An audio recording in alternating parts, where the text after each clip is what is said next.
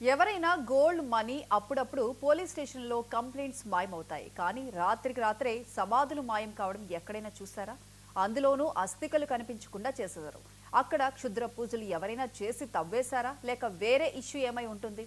ఇప్పుడు ఈ డౌన్స్ స్థానికుల మెదళ్లను తొలిచివేస్తున్నాయి. ఇక్కడ సీన్ కట్ చేస్తే బాధితులు లబోదిబోం అంటూ మొత్తుకుంటున్నారు. తమ పూర్వీకుల జ్ఞాపకాలు, వారి ఆనవాళ్లు లేకుండా చేసిన వారిపై కఠిన చర్యలు తీసుకోవాలని డిమాండ్ చేస్తున్నారు. ఇంతకీ అసలేం జరిగిందనే విషయం తెలుసుకోవాలంటే మనం డబుల్గూడ వెళ్లాల్సిందే.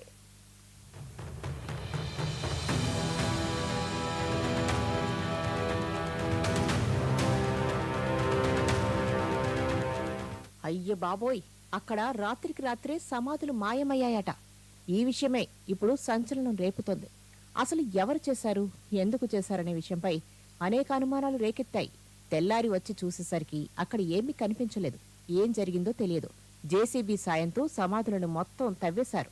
ఎవరైనా గుర్తు తెలియని వ్యక్తులు క్షుద్రపూజలు చేశారా అని స్థానికులు భయంతో వణికిపోయారు. అక్కడ అలాంటి ఆనవాళ్లు కనిపించలేదు. అసలేం జరిగిందనే విషయం ఎవరికీ తెలియదు. సమాధులను తవ్వేశారనే ప్రచారం దావానంలా వ్యాపించడం కలకలం రేపింది. వాటికి సంబంధించిన కుటుంబ సభ్యులు స్పాట్ కు రావడంతో అసలు స్టోరీ బయటపడింది. దీని వెనుక ఓ మూవీ డిస్ట్రిబ్యూటర్ హ్యాండ్ ఉందని తెలిసిందే. ఇదేదో సినిమా కోసం తవ్వేశారా అంటే అదే కాదు. దీని వెనుక పెద్ద స్టోరీనే ఉంది.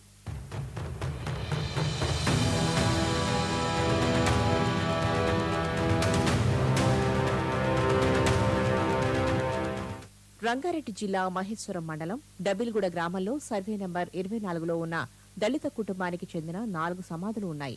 జన్యపాగ కుటుంబ సభ్యులు 2006లో 3 ఎకరాల 5 గుంటల భూమిని విక్రయించారు.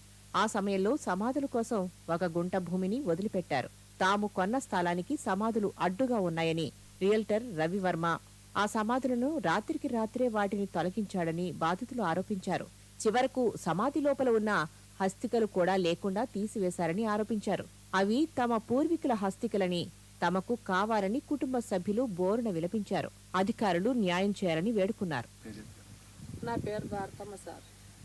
మా అత్త మా మామ సంపాదించిన భూమిలో పెట్టుకున్నాం.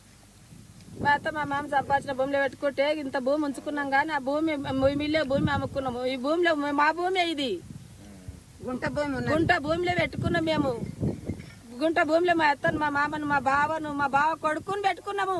ఆయనకి అమ్మిన మా ఏమన్నా మేము అమ్మలేదు. మా భూమిలో మేము పెట్టుకుంటే ఆయనకంత దౌర్జన్యం ఎందుకు తెలంగాణకు వచ్చి తీసుకుపోవడం? ఇంత తీసుకుపోవడం అవసరం ఆయనకి? తెలంగాణకు వచ్చి దొంగతనంగా దొంగలాగా దోసుకపోతాడా? ఎవరన్నా ఉన్నారా ఈ ప్రపంచంలో ఇట్లా మాట్లాడనీకే? ఇది దొంగతనం చేయనికి ఇది ఉన్నదా? ఆయన కోట్లు ఉండొచ్చు.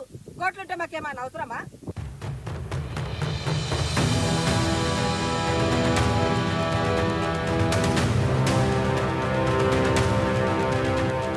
అయితే ఆ స్థలం కొన్న రియల్ ఎస్టేట్ వ్యాపారి మైత్రి మూవీ డిస్ట్రిబ్యూటర్ రవివర్మని ఆ భూమి వాళ్లకివ్వనందుకు ఈ విధంగా చేశారని మండిపడ్డారు. కబ్జాదారుల నుంచి తమ పూర్వీకుల హస్తికలు ఇప్పించాలని డిమాండ్ చేస్తున్నారు బాలమణి.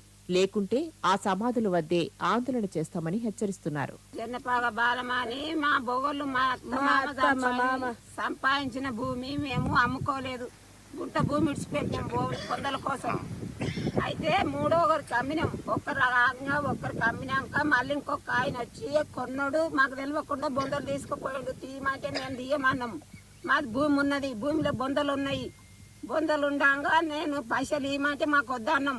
వద్దంటే బొందలు తీసుకొని పోయిండు సారు. తెల్లందాకా 12 గంటల రాత్రి. మాకు ఊరోళ్ళకి తెలియదు, మాకు తెలియదు. ఎన్ని సంవత్సరాలు బొందలు? 20 ఏళ్ళు వెళ్ళిపోయాయి.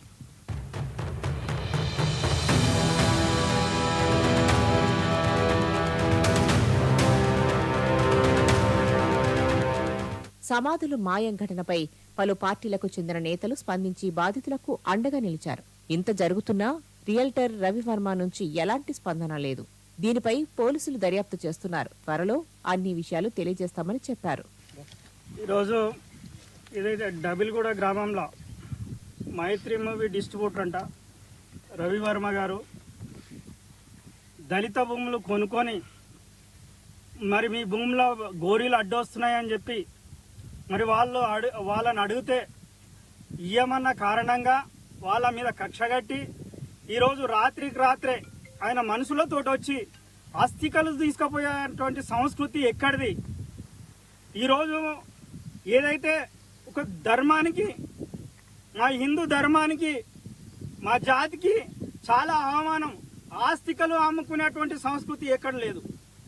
మరి ఈడు ఈ రకంగా గోరీలు తీయమని ఇట్లా హింసించడం, ఒక మాదిగలని చెప్పి మీరు ఇక్కడ ఉండొద్దని చెప్పి వాళ్ళ పూర్వీకులు సంపాదించినటువంటి పట్టభూమిలా వాళ్ళు పెట్టుకున్నటువంటి గోరీలను ధ్వంసం చేసి వాళ్ళ ఆస్తికలు తీసుకుపోవడం ఎంతవరకు సమాజం అని చెప్పి ఈరోజు మేము అడుగుతూ ఉన్నాం.